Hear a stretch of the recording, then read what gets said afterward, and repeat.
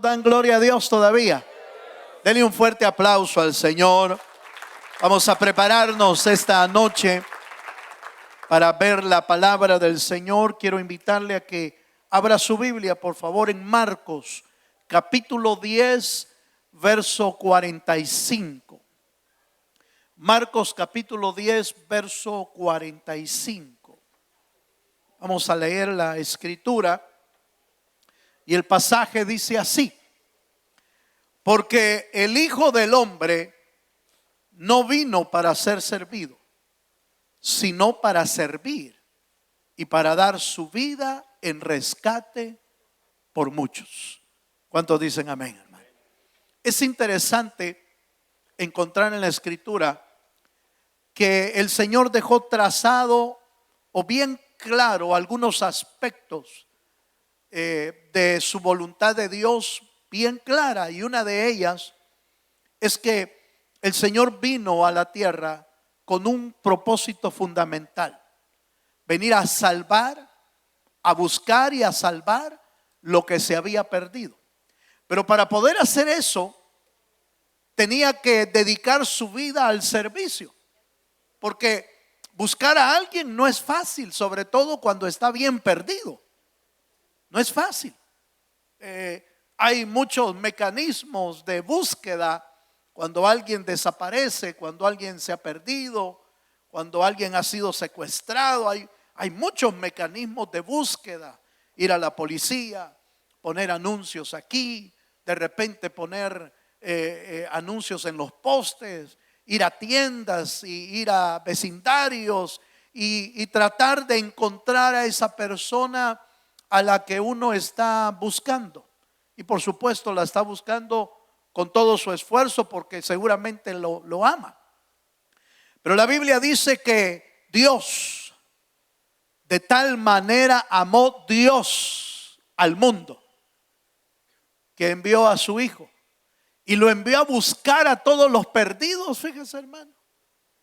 Y entre esos perdidos estaba usted y estaba yo. Denle un fuerte aplauso al Señor. Mire a su hermano que tiene a la par y dígale: tú estabas perdido, hermano. O no. O usted ya estaba encontrado. No. Todos. Ni uno solo. Incluyendo a los que aún nacieron en la iglesia. Niños y jóvenes que nunca han visto otro tipo de culto, otro tipo de búsqueda de Dios, sino las de la iglesia. Aún ese niño, de alguna manera, en el camino se extravió también. Y el pecado lo alcanzó, el pecado original, el pecado de Adán. Mas cada uno de nosotros contribuye al pecado y le agrega más al pecado, que lo separa de Dios y lo declara digno de muerte, porque la paga del pecado es muerte. ¿Cuántos dicen amén? Pero resulta entonces que el Cristo deja claro que su misión de venir a rescatar incluía no solo venir a morir, sino una búsqueda, una búsqueda exhaustiva, una búsqueda con mucho esfuerzo para poder encontrarnos. Y es de esa manera que Él dedica su vida al servicio. Y esto tiene que ver con nosotros, porque ese es exactamente el mismo sentir que debe de haber en nosotros también. Si Cristo vino a servir, ¿a qué cree que vino usted? No lo oigo. Vino a servir, hermano. Para eso nos crearon. Para servir al Señor y cumplir así el propósito eterno para nuestras vidas. La semana pasada hablamos un poco acerca de los líderes de las iglesias y lo que el Señor espera de cada uno de ellos.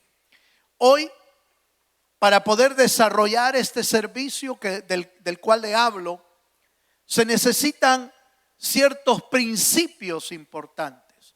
Esos líderes, esos servidores que quieren hacer el trabajo de Dios necesitan tener ciertos principios. Principios bíblicos, por supuesto. Principios que nos ayuden a poder ejercer el trabajo de la obra de Dios con diligencia, con amor y por supuesto, sin fallar al Dios de los cielos. Entonces déjeme hablarle esta noche de algunos principios que son importantes para que usted y yo desarrollemos ese trabajo. Número 1, acompáñeme por favor, acompáñeme a Lucas capítulo 7, verso 8 y 9. Un principio fundamental para poder servirle al Señor, para poder liderar, para poder servir. Necesitamos entender que la autoridad viene de Dios, porque resulta que en este servicio nos vamos a enfrentar contra huestes de maldad. En este servicio nos vamos a tener que enfrentar contra espíritus inmundos y quizás a veces hasta demonios aparezcan también para estorbar nuestro camino o estorbar nuestro trabajo. Entonces, un principio fundamental de alguien que quiere servirle al Señor, que alguien que quiere liderar, necesita tener la autoridad que viene de Dios. ¿Cuántos dicen amén? Acompáñenme a Lucas capítulo 7, versículo 8 al 9. Y ahí vamos a encontrar una de las historias interesantes acerca de la autoridad. Lucas 7, verso 8 y 9 dice: porque también yo soy hombre puesto bajo autoridad y tengo soldados bajo mis órdenes. Y digo a este ve y va, y al otro ven y viene, y a mi siervo haz esto y lo hace. Al oír esto, Jesús se maravilló de él y volviéndose dijo a la gente que le seguía: os digo que ni aún en Israel he hallado tanta fe. ¿Cuántos dicen amén? Esta es la historia del centurión. Un centurión que a pesar de su trabajo duro en cuanto a lo militar, porque el trabajo de militar es bastante fuerte en realidad, su carácter se forma como un hombre disciplinado o una mujer disciplinada, con un carácter fuerte inclusive. Sin embargo, este hombre andaba buscando ayuda para uno de sus criados. Uno de sus criados estaba enfermo y estaba gravemente enfermo. Parece ser que era un hombre de fe, porque el Señor dice con claridad: en todo Israel no he hallado tanta fe como este hombre. Eso quiere decir que era un hombre de fe. ¿Cómo llegó a ese punto? No lo sabemos. ¿Cómo supo de Jesús? No lo sabemos. ¿Qué sabía de Jesús? Él no lo sé. Lo que sé es que sabía que Jesús tenía una autoridad que nadie más tenía. Él lo entendió, él lo supo. Y lo entendió por la manera en que él había aprendido a tener autoridad. Me parece que la autoridad que yo tengo, porque la explicó él: le digo a aquel que vaya y va, le digo a aquel que venga y viene, le digo a mi siervo que haga esto y lo hace. Eso quiere decir que él entendía la autoridad, pero él no tenía la autoridad que Jesús tenía. Porque la autoridad que el centurión tenía era de aquí de la tierra, pero la autoridad que tenía Jesús venía del Dios Todopoderoso y del cielo. Y es la autoridad, oiga bien hermano, es la autoridad que usted y yo necesitamos para poder servirle a Dios o liderar en el Señor. Necesitamos la autoridad de Dios, y esa autoridad solo puede venir del Dios de los cielos. Jesús oró por los discípulos. Hay un texto en el Nuevo Testamento, en los Evangelios, donde la Biblia dice que Jesús oró por los discípulos y les dio autoridad, dice, para que en el nombre de Jesús, hermano, todo espíritu, todo demonio fuera expulsado, porque les dio autoridad. Ahora, déjeme preguntar, ¿usted cree que necesitamos nosotros autoridad? Yo creo que sí. Si queremos cumplir el propósito de Dios en nuestra vida, necesitamos la autoridad de Dios. Pero esto no lo enseñan aquí en la tierra. Esto se recibe de parte de Dios. Y el centurión lo había entendido muy bien. Señor, yo he aprendido la autoridad de la tierra, pero yo sé que tienes tú una autoridad que ni siquiera, oiga esto, ni siquiera necesitas ir a mi casa. Solo di la palabra y tu palabra tiene autoridad y poder para hacer milagros y para hacer maravillas. ¡Qué maravilla, hermano! ¡Qué maravilla de la autoridad de Dios, que tiene el poder de ni siquiera estar en el lugar para dar una orden! A cientos, a miles de millas, el Señor puede dar una orden y se cumple, no porque nosotros lo dijimos, sino porque del cielo vino la autoridad. Esa autoridad la necesitamos para poder servir, para poder liderar. Si usted quiere ser un buen líder de Dios, necesita esta autoridad. Y necesita saber que viene de arriba, que no viene de aquí de la tierra, sino que viene de arriba. Es con esa autoridad que se le puede decir, acompáñeme a Marcos. Busquemos por favor Marcos capítulo 16.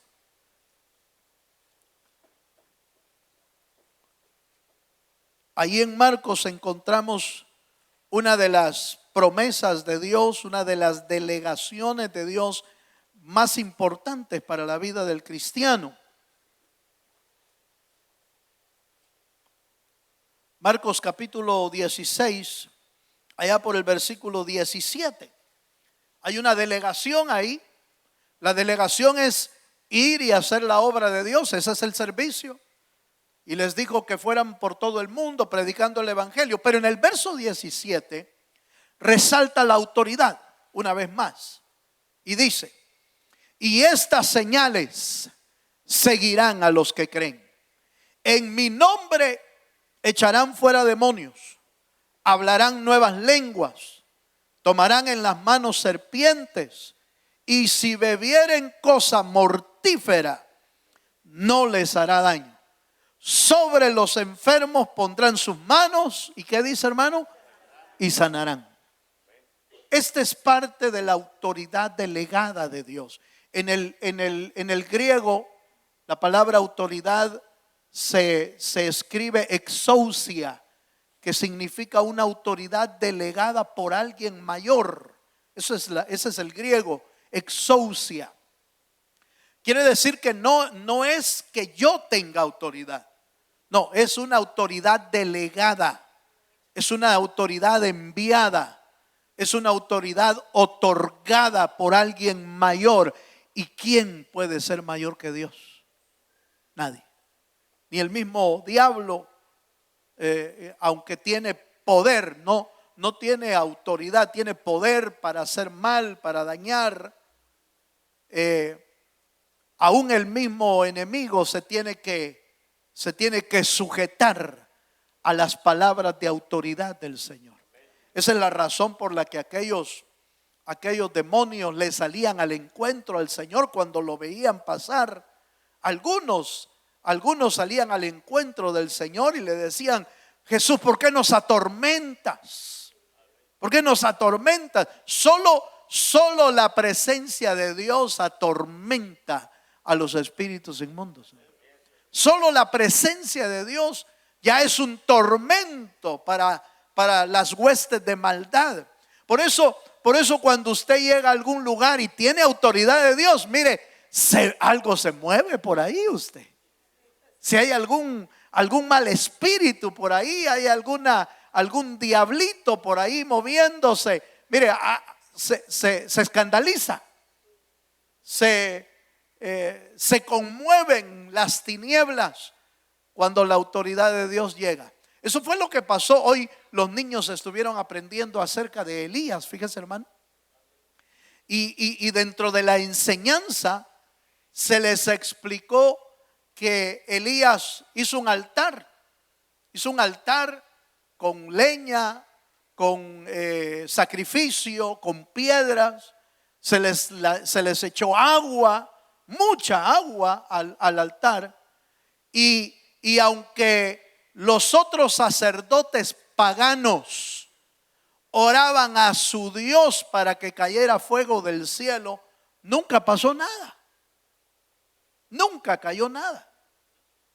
Pero Elías solo se puso de pie y oró estas palabras: Señor, para que sepan todos que tú eres Dios de los cielos, haz que descienda fuego del cielo. Y de inmediato cayó el fuego del cielo. ¿Por qué? Porque Dios es un Dios vivo. ¿Cuántos dicen amén? Porque Dios es un Dios poderoso. Porque Dios es un Dios grande. El poder de Dios descendió ahí. Y todo el pueblo y aún todos los sacerdotes paganos tuvieron que reconocer que solo hay un Dios en el cielo. Y se llama Jehová de los ejércitos. ¿Cuántos dicen amén? Entonces note por favor que en este verso 17 dice: estas señales seguirán a los que creen. En mi nombre echarán fuera demonios. En mi nombre hablarán nuevas lenguas, tomarán serpiente, pondrán las manos sobre los enfermos y sanarán. Eso nos habla de señales milagrosas y poderosas, pero que no las podemos hacer nosotros. Aunque pusiéramos la mano fuerte o suave, no las hacemos nosotros, las hace Dios, porque es el único que puede hacer. Por eso muchas veces se piensa que depende del grito, así se va a ir el diablo. Aleluya. Por eso es que hay mucha gente que piensa que con gritar más fuerte es símbolo de poder, pero en realidad no. El que tiene autoridad, grite o no grite. Porque el que hace las cosas no es la voz, no es la mano, no es la acción del ser humano. El que hace el milagro es el Dios que hizo el cielo y la tierra. Él es el que hace los milagros. ¿Cuántos dicen amén? Vaya, entonces, mire pues, primer elemento que es importante, primer principio que todo líder y todo servidor debe de tener en su vida: autoridad que viene de Dios. Usted me dirá: no, pues sí, pero los líderes de plano lo necesitan. Sí, pero usted y yo lo necesitamos en la casa, hermano. ¿O quién pelea la batalla en su casa? ¿El líder? No, la pelea usted. Usted es el que pelea la batalla en casa. Usted como padre o como madre de familia es el líder de la casa. Y ese líder de la casa necesita autoridad. Una autoridad que viene del Dios de los cielos. Amén. Veamos un segundo principio. ¿Qué más necesitamos para servirle al Señor? ¿Y qué más necesitamos para liderar? Bueno, necesita un líder y un servidor de Dios. Necesita ser un ejemplo de humildad. Aleluya. Oiga esto. Necesita un líder y un servidor. Necesita ser, hermano, un ejemplo de humildad. Y por supuesto, ¿qué más ejemplo que nuestro Señor Jesucristo, hermano? ¿Cuántos creen que el Señor era humilde? Aprended de mí. Eso lo dijo el Señor mismo lo dijo. El Señor mismo dijo estas palabras: aprended de mí que soy manso y humilde de corazón. Lo dijo para enorgullecerse. Lo dijo como para creerse más que los demás. No, es que Él era la esencia de la mansedumbre y de la humildad. Estaban en el Señor Jesucristo, están en Él aún. Y eso es parte de lo que usted y yo necesitamos tener. Es interesante, fíjese hermano, oiga, es interesante el juego de principios, que aunque el de autoridad lo hace ver como fuerte, de carácter rígido, de carácter valiente, de carácter duro, un estado de autoridad, Por otro lado, su carácter es manso y humilde. Porque fíjese que es interesante que cuando el Señor vino, con los necesitados era amoroso, pero con los que se creían religiosos era duro y era rígido con ellos. ¿Por qué? Y por supuesto, con los demonios y con el mismo diablo era un carácter implacable.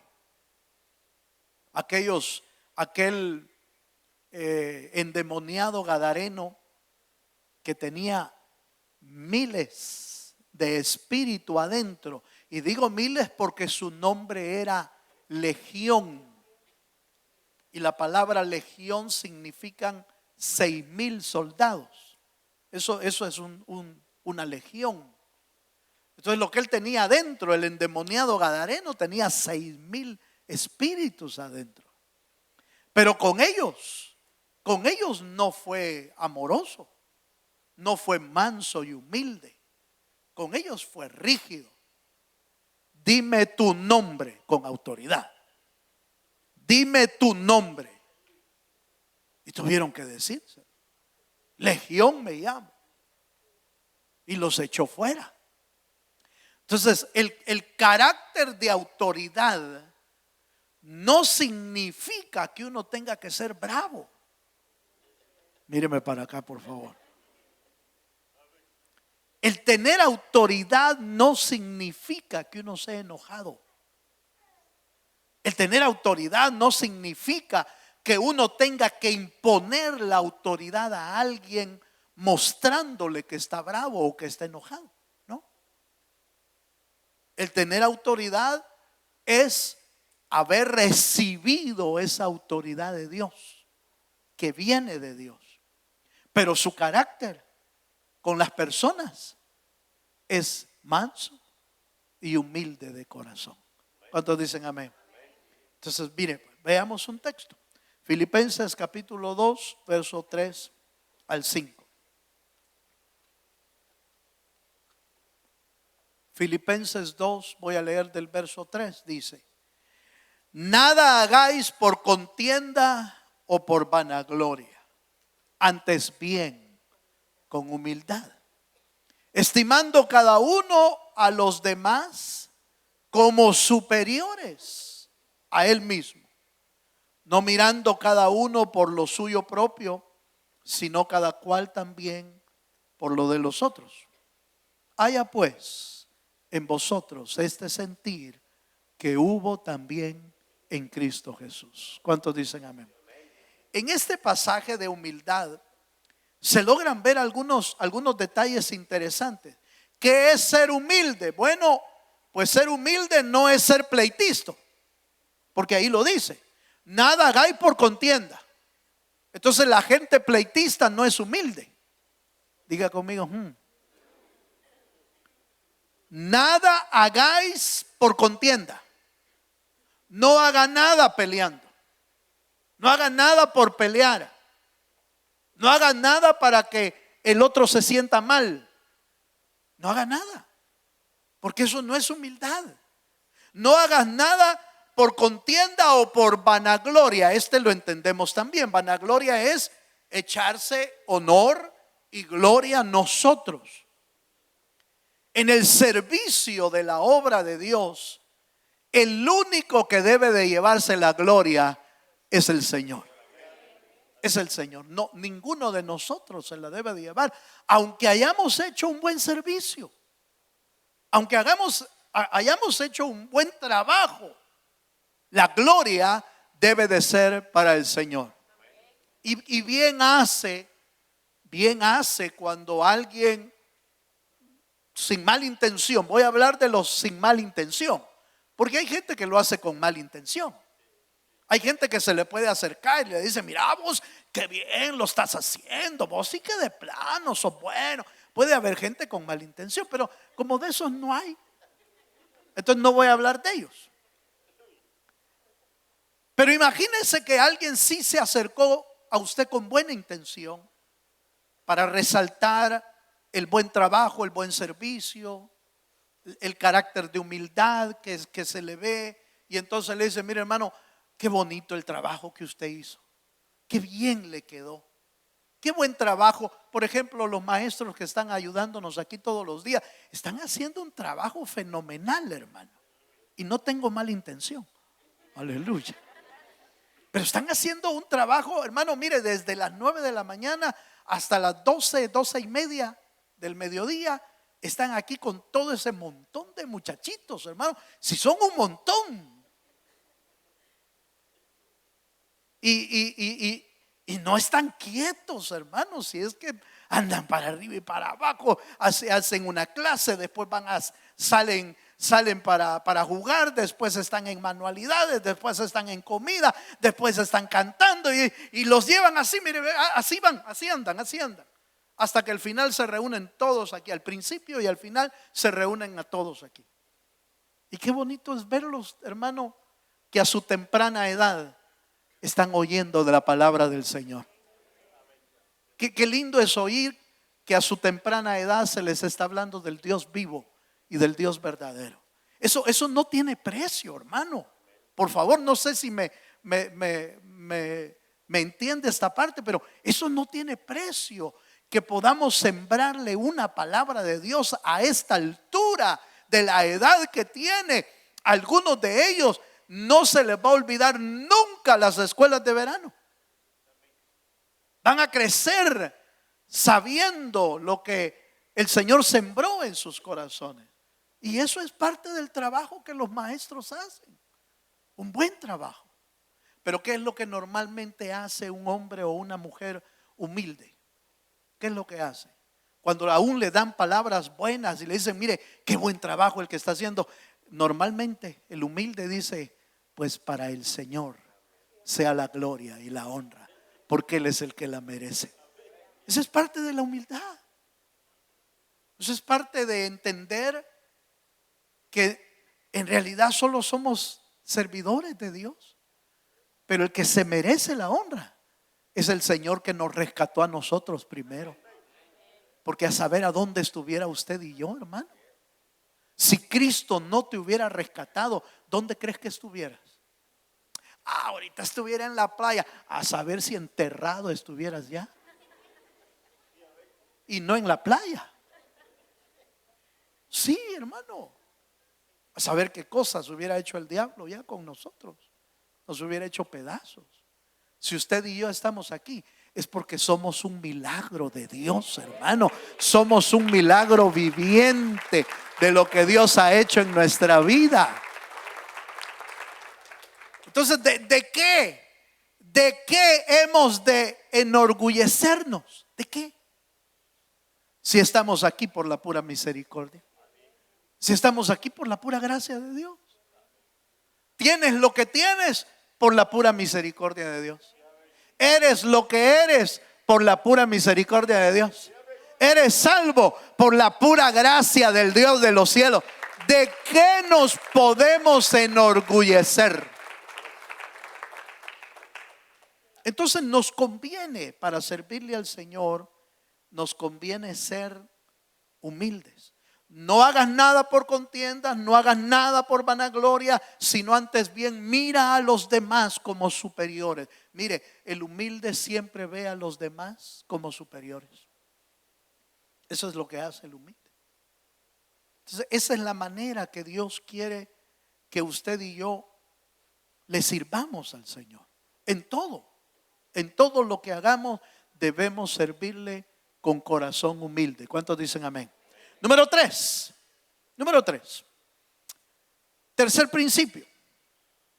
Un servidor y un líder debe desarrollar su vida. Debe desarrollar su vida a través del estudio y la práctica de la palabra. Cuando digo estudio, estoy hablando del estudio de la palabra. Los estudios seculares son muy buenos y vale la pena hacerlo. Y hay que hacerlo con todo el corazón.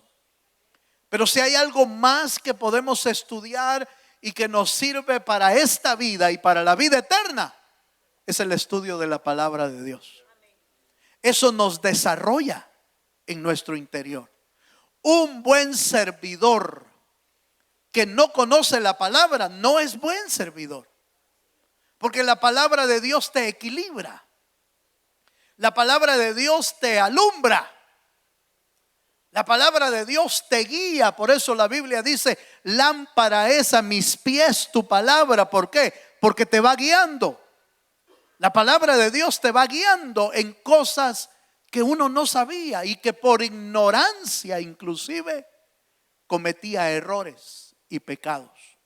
Porque ignorábamos. ¿Por qué? Mire, ¿por qué pecábamos inclinándonos a otros dioses? ¿Por qué? Porque lo ignorábamos. Ignorábamos la verdad de Dios. Ignorábamos que Él es espíritu y que nadie nunca le ha visto jamás a Dios el Padre. Nunca. Ignorábamos que la Biblia dice: no te harás imágenes de lo que hay en el cielo, en la tierra. No te harás imágenes ni te inclinarás a ellas. Lo ignorábamos. Quizás lo hacíamos como lo hacíamos sin saber, nos inclinábamos. Pero cuando lees la palabra, lees la escritura, la palabra te alumbra y te hace libre, porque está escrito: y conoceréis la verdad y la verdad os hará libres. ¿Cuántos dicen amén? ¿Cómo podríamos servirle al Señor? Amén. ¿Cómo podríamos servirle al Señor si desconocemos la escritura? Entonces, un principio importante que todo servidor y líder debe de tener es que debe desarrollarse, debe de aplicarse a desarrollar su vida a través del estudio de la palabra y la práctica. Ahora, esa parte práctica me interesa también, porque hay gente que solo se dedica a estudiarla, pero no la practica. Y ese es un grave error. El equilibrio de una buena vida cristiana y de una buena vida de servicio consiste en que lo que sabes lo aplicas a tu vida. ¿Cuántos dicen amén? Amén. Esa era la razón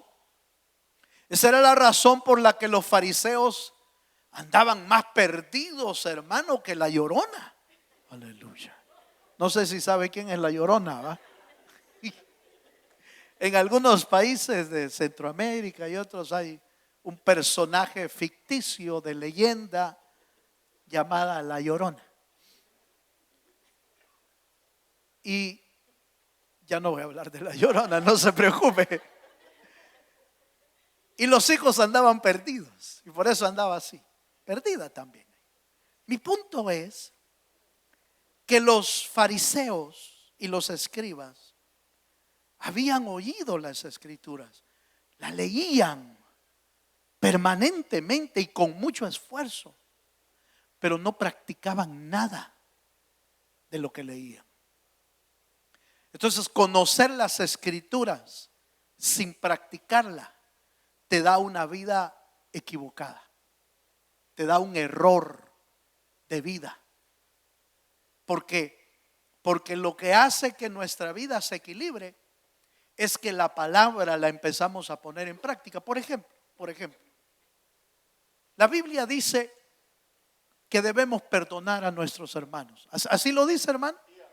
La Biblia habla y manda que perdonemos al prójimo. Pero ¿qué pasa cuando no lo practicamos? Cuando no practicamos el perdón, nos empezamos a llenar de amarguras, nos empezamos a llenar de resentimientos, nos empezamos a llenar de odio. ¿Por qué? Porque no estamos perdonando. Porque el perdón nos libera. El perdón nos hace libres. Hace libre a la persona y nos hace libres a nosotros. Tal es así que si no perdonamos al prójimo, tampoco Dios puede perdonarnos a nosotros mismos. Tal es así la ley, o tal es así el mandamiento de Dios del perdón, que si no perdonamos a los otros, tampoco el Señor va a poder perdonarnos. Entonces, ¿qué pasa cuando no practicamos eso? Pues vivimos una vida amargada, vivimos una vida resentida y yo no sé si usted se ha topado con gente resentida, hermano. ¿Alguna vez se ha topado usted con gente resentida?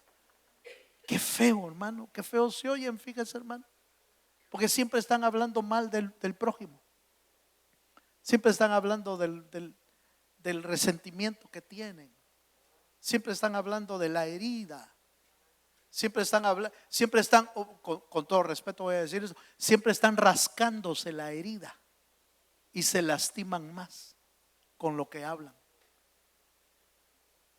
Porque siempre se están rascando. Agarran un tiesto como lo hizo Job cuando estaba enfermo, ¿se acuerda? Dice que agarró un tiesto, un pedazo de barro tieso, es decir, de teja, de barro, de cualquier cosa. Agarró un tiesto y se empezó a rascar las heridas. Aleluya. Qué triste, ¿no le parece? Hay heridas que parece ser que se consuela uno rascándose, pero en realidad la herida se hace más grande cada vez que uno se rasca. No sé si le ha pasado aquí, hermano. No a usted, pero no sé si le ha pasado aquí en el tiempo de ¿qué es? ¿De frío?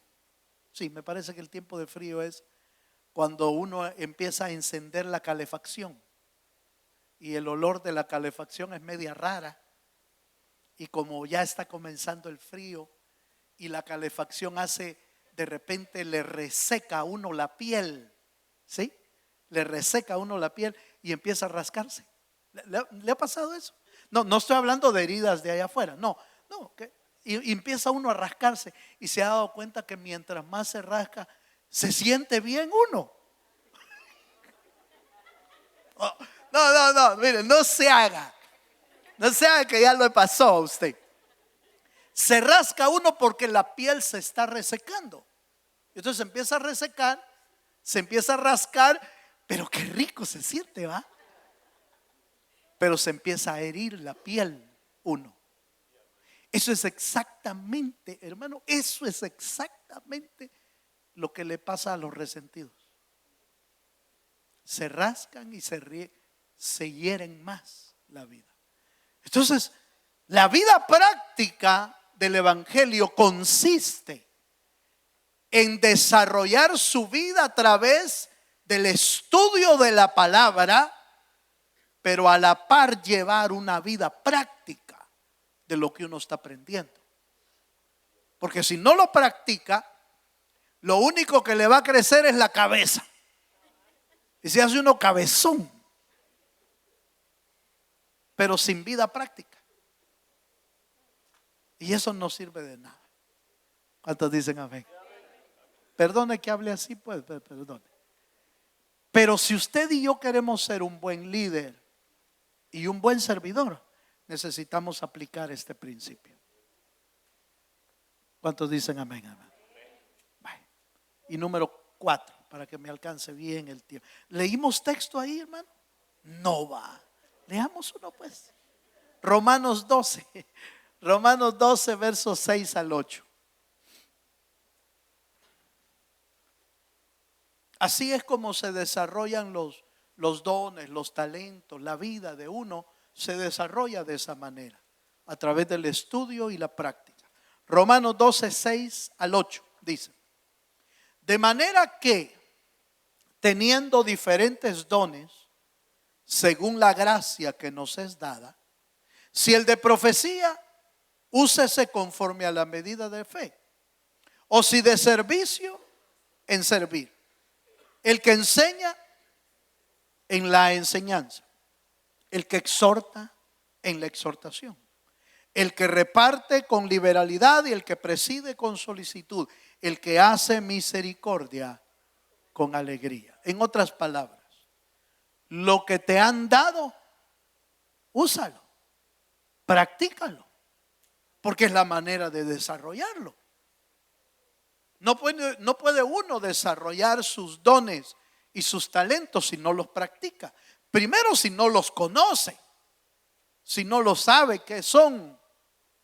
Segundo, si ya lo recibiste, si el Señor te dio a través de la enseñanza de la palabra, te dio algo de parte de Dios, empieza a practicarlo, porque practicándolo es como uno desarrolla su vida. Aleluya. Amén, hermanos. Vaya, sigamos un poquito más. Vamos a Efesios capítulo 4, versos 11 y 12. Otro principio importante de un buen líder o de un buen servidor es que vamos a ver, la función de un buen líder, un buen servidor, es equipar a otro. Es decir, enseñar a otro, pues, vaya.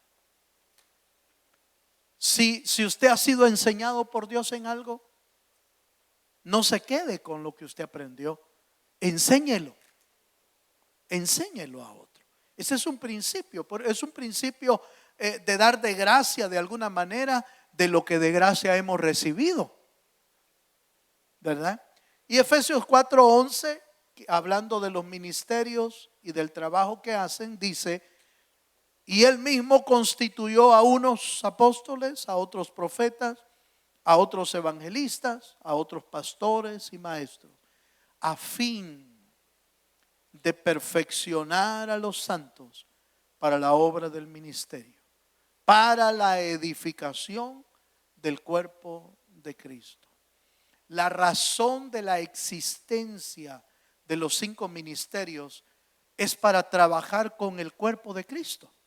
Es para edificar al cuerpo de Cristo. Es para bendecir, para enseñar, para perfeccionar al cuerpo de Cristo. Pero no solo ellos tienen algo que enseñar. Todos tenemos algo que enseñar, hermano. Porque todos hemos recibido algo de Dios. Y de lo que hemos recibido, debemos aprender a darlo de gracia, porque está escrito: mayor cosa es dar de gracia que de lo que hemos recibido. Demos de gracia de lo que usted y yo hemos recibido. Debemos darlo de gracia. Debemos enseñarlo. Bueno, ya tenemos una tremenda obligación con nuestros hijos, por ejemplo. Con nuestros hijos tenemos una tremenda obligación de parte de Dios. Y es que lo que hemos aprendido se lo tenemos que enseñar a ellos. Por eso, si usted se recuerda desde allá del Éxodo, Número, Levítico, Deuteronomio, ahí en esa parte de la ley, el Señor le dijo a Moisés: esta palabra o estos mandamientos se las enseñarás a tus hijos cuando se levanten, cuando se acuesten, cuando salgan al campo, cuando coman, cuando hagan esto, enséñales la palabra del Señor. Entonces, esa ordenanza sigue siendo una ordenanza para nosotros. Si ya tenemos el privilegio de ser padres, tenemos esa tarea. Una tarea, fíjese, hermano, una tarea que lleva años a veces. Porque desde bebitos hasta que salgan de la casa, necesitamos enseñarles la palabra del Señor. ¿Cuántos dicen amén? Y a veces hasta cuando ya salieron de la casa todavía sigue uno. Porque aunque ya salió de la casa, no ha dejado de ser hijo o hija. Entonces hay que darle palabra, hay que darle consejo bíblico. Pero ¿quién lo va a hacer? Muchas veces cometemos el error de pensar que los que tienen que hacer esa tarea es la iglesia, y no es la iglesia, son los padres los que lo hacen. La iglesia solo es un refuerzo. La iglesia solo es una ayuda, un apoyo, diríamos, para los padres que tienen la tarea y el trabajo de enseñar a sus hijos. ¿Cuántos me están entendiendo, hermano? Es una tarea, diría yo, es una tarea honrosa, es una tarea de veras maravillosa que el Señor nos ha dejado, pero usted sabrá, como bien podrá saber, hermano, que no es fácil. ¿Cuántos hijos en el camino se desvían? Y se desvían muchas veces porque les faltó instrucción. Aleluya. O porque les faltó ejemplo. Bueno, muchas cosas que podríamos hablar de esa. Pero me interesa que la responsabilidad primaria, por supuesto, de enseñar la palabra de Dios, la tienen los 5 ministerios. Esa es la responsabilidad primaria. Pero la Biblia habla de otros que tienen el talento o tienen el don de enseñar y que también pueden enseñar. A las ancianas la Biblia les dice que las ancianas les enseñen a las más jóvenes a amar a sus maridos, a cuidar sus casas, a cuidar sus hijos. ¿Quiénes les enseñan? Las ancianas, dice. O sea, las ancianas deben de ser un ejemplo para las jovencitas. Y las jóvenes deben de ser, oiga esto, las jóvenes o los jóvenes deben de ser una inspiración para los más pequeños. Así debería de ser. Por eso a Timoteo le dijeron, Timoteo, que nadie tenga en poco, ¿qué le dijo? Tu juventud. Nadie tenga en poco tu juventud, sino que enseña, exhorta, reprende. Y esto, ¿y por qué se lo está diciendo? Porque joven todavía Timoteo era un joven. Un joven llamado por Dios, sí, pero que debía servir de inspiración para otros. Entonces note, los que ya van avanzados deben de ser maestros. Los que son jóvenes deben de ser una inspiración para los niños. Y no es cierto, hermano, no es cierto que sucede en casa. No es cierto que sucede que los niños más pequeños quieren ser como el hermano mayor. No sucede eso. A veces sucede eso. Es parte normal de la naturaleza. Ay, qué galán sería, hermano, qué lindo sería que el hermano mayor o la hermana mayor entendiera eso y se convirtiera en una inspiración para la niña chiquita que allá anda detrás, allá anda detrás. Pero ¿qué sucede a veces entre hermanos? Ya no me sigas, hombre, y que solo atrás querés andar. No sucede eso. No sucede eso. Porque se abaten, los mayores se abaten con los pequeños. Ya me tenés chino. Y más cuando les agarra a los chiquitos, les agarra. ¿Y por qué? ¿Y por qué? ¿Y por qué? Y va de preguntar, ¿y por qué? Yo oigo a mi nieta hoy, a la más chiquita, y a cada rato anda diciendo, mami. Y mire, dice mami todo el día.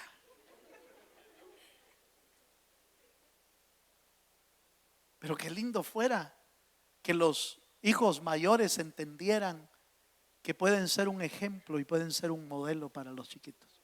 Qué lindo, hermano. Qué lindo fuera eso. Porque lo que hemos aprendido podemos enseñarlo a otro. ¿Cuántos dicen amén? Segunda de Corintios capítulo 3 verso 4. Segunda de Corintios capítulo 3 verso 4 dice: y tal confianza tenemos mediante Cristo para con Dios, no que seamos competentes por nosotros mismos para pensar algo como de nosotros mismos, sino que nuestra competencia, oiga, nuestra competencia proviene ¿de quién? Aquí está hablando de los ministros y el verso 6 lo confirma. Dice, el cual asimismo nos hizo ministros competentes de un nuevo pacto, no de la letra, sino del espíritu, porque la letra mata, mas el espíritu vivifica. pero déjeme llevarlo a todos los niveles. Porque Dios quiere que seamos competentes, seamos ministros o no. Dios quiere que seamos competentes. Que tú seas competente en el nivel espiritual que Dios te quiere llevar. Si te ha hecho un servidor, Dios quiere que seas competente. Si te ha hecho un padre de familia, Dios quiere que seas competente. Si te ha hecho una madre de familia, Dios quiere que seas competente. Si eres un hijo, pues que seas un hijo competente. No un hijo que, bueno, la Biblia habla del hijo que avergüenza a sus padres, dice la Biblia. ¿Por qué los avergüenza? Porque no ha sido competente. Porque no llegó al nivel que Dios quería que fuera como hijo o como hija. Mi punto es en este versículo que la verdadera competencia, es decir, el verdadero nivel que tú y yo necesitamos tener, no te lo dan aquí en la tierra, viene de Dios esa competencia. Y vuelvo a leer es la última parte del pasaje. Dice, no que seamos competentes por nosotros mismos para pensar algo como de nosotros mismos, sino que nuestra competencia proviene ¿de quién? De Dios. Si te llamaron al ministerio, Dios quiere que seas competente. Si te llamaron a ser servidor, Dios quiere que seas competente. Si te llamaron a ser un líder, sé competente. Si eres padre, competente. Si eres joven, competente. Si eres madre, competente. Si eres hermano, competente. Dios no hizo a nadie para no ser competente. Porque la competencia viene de Dios. Proviene del Señor. La capacidad quiere decir eso. La capacidad viene del Dios de los cielos. Y Dios no crea nada o no forma nada que sea inútil. Siempre crea cosas buenas. ¿Cuántos dicen amén? Ahora, por supuesto, como los niños. Como los niños. ¿Fueron creados buenos? ¿Cuántos creen que los niños nacen buenos? ¿Usted lo cree? La Biblia dice que creó Dios los cielos, la tierra, y fue el primer día, el segundo día, y todo lo que Dios se había creado, ¿qué era? Bueno, sí, pero lo creó niño. Y ese niño tiene que aprender cosas. Lo creó para que aprenda, pero le pone alrededor todo lo necesario para que lo aprenda. Igual es nuestra vida espiritual. Nos convertimos al Señor y nacemos de nuevo. ¿Y qué sabíamos del evangelio, hermano? ¿Qué sabíamos? Nada. Veníamos al culto y andábamos buscando dónde persinarnos. Pues no sabíamos nada. No sabíamos. No sabíamos orar. No sabíamos cómo vestirnos para venir al culto, pues, ¿verdad? No sabíamos qué hacer cuando están cantando. A veces nos quedábamos como espectadores a ver quién cantaba, quién no cantaba, porque no sabíamos. Entonces, cuando nuestra vida nace de nuevo, tenemos que aprender muchas cosas de la palabra y practicarlas. ¿Cuántos dicen amén? Hasta que Dios te lleve a ser competente para lo que te llamó. Ese es el anhelo de Dios. El deseo de Dios fue rescatarte del pecado, hacerte de nuevo y formarte como una persona competente, una persona con propósito, una persona que alcance el nivel por la cual Dios lo rescató. ¿Qué necesitamos para eso? Hoy le di 4 principios. Si se le quedaron, gloria a Dios. Si no se le quedaron, vuelva a ver el video. Póngase de pie en el nombre de Jesús y vamos a orar. Aleluya. El anhelo de Dios es que seamos. ¿Cuántos creen que Cristo fue un servidor competente para Dios? Claro que lo fue, hermano. No hay nadie como Él. Pero de la misma forma que Él cumplió su plan y su propósito, Él quiere que nosotros también lo cumplamos. Así que, mis hermanos, haya pues en vosotros el mismo sentir que hubo en Cristo. Nos llamaron para ser servidores del Dios de los cielos. Cierra tus ojos un momento. Vamos a cerrar nuestros ojos. Y aquellos que le quieran decir al Señor, Señor, ayúdame a ser cada día un mejor servidor, un mejor padre, una mejor madre, un mejor hijo. Véngase adelante si usted quiere venirse y venga a decírselo a usted. Venga a decirle, Señor, yo quiero ser mejor cada día. Yo quiero ser mejor. Aleluya. Enséñanos. Enséñanos, Señor, a través de tu palabra, a través de tu Espíritu, a través de tu presencia. Aleluya.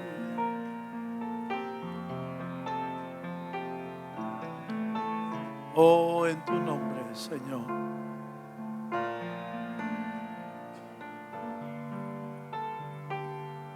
Padre, nos acercamos esta noche ante tu presencia para que tú obres en nuestra vida, Señor. El principio y el fin. Haz tu obra, Señor, en nosotros. Haz tu obra maravillosa en nuestra vida, Señor. El Todopoderoso, el que es y quien vendrá, el gran sol entre. Gobierna nuestra vida, Señor. Yo quiero que gobiernes mi vida. ¿Te animarías a decirle al Señor, Señor, gobierna sobre mí? En sacrificio a ti. Gobierna sobre mi vida, Señor. Yo quiero que tú ordenes mi camino. Aleluya. Ordena mi vida en todo. Siempre viva en tu voluntad. Sí, Jesús. Yo quiero que gobiernes mi vida. Levanta tus manos al Señor, hermano. Voy en sacrificio Levanta tus manos a ti. como diciéndole, Señor, aquí está mi vida. Quiero que tú ordenes. Haz lo que tienes que hacer, Señor. Haz lo que tengas que hacer en mi vida. Quiero cumplir tu propósito, Señor. A ti, el alfa y la omega, Aleluya. el principio y el fin. Oh, sí, Señor. El gran yo soy, me rindo. Oh, sí. A ti, el Todopoderoso, el que es y quien vendrá, el gran yo soy, me entrego, sí Señor. A ti, el alfa y la omega. Tú eres el principio y el fin. Tú eres el fin, Señor. El gran yo soy. Y nuestra capacidad viene de ti nada más, Señor. A ti, el Todopoderoso. Así es. El que es y quien vendrá. El gran yo soy. Entrego. Sí, Señor. Yo quiero que gobiernes Mi vida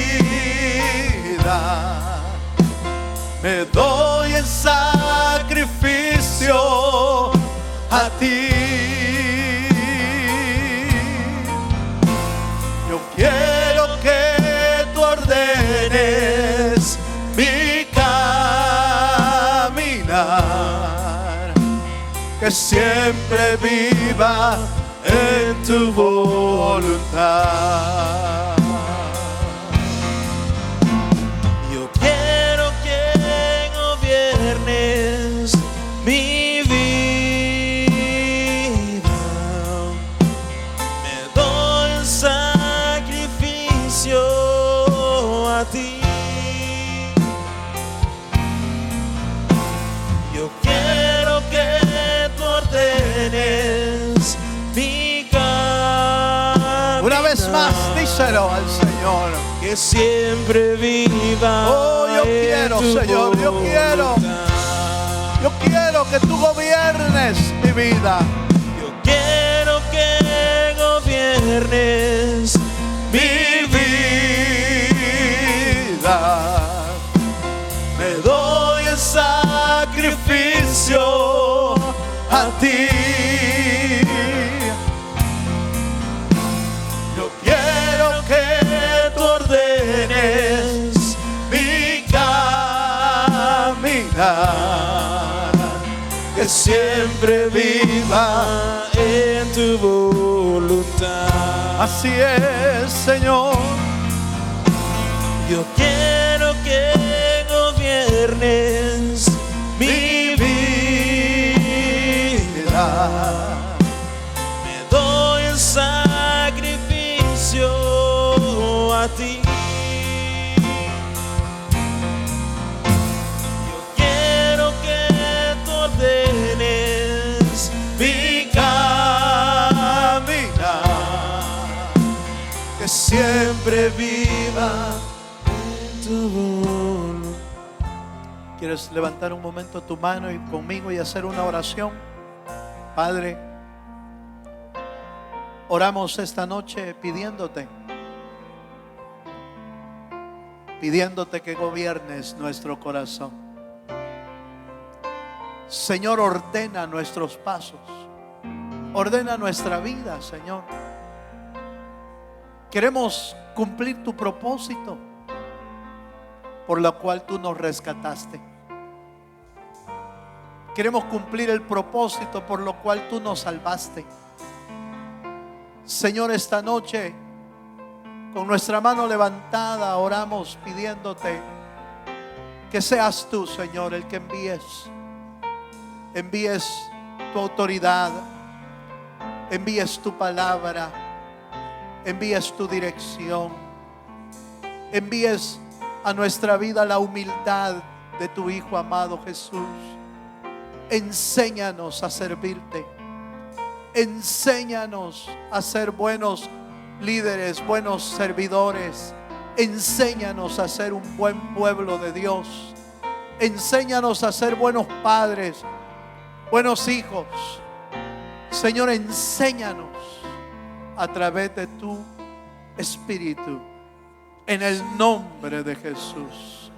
Te damos gracias esta noche. Te damos gracias y honramos tu fidelidad. Honramos, Señor, tu grandeza en esta noche, Señor. Gracias, Señor, porque a través de tu palabra nos hablas. En el nombre poderoso de Jesús, el Señor. Amén y amén. Le damos un fuerte aplauso al Señor. Gloria a Dios. Gloria al Señor.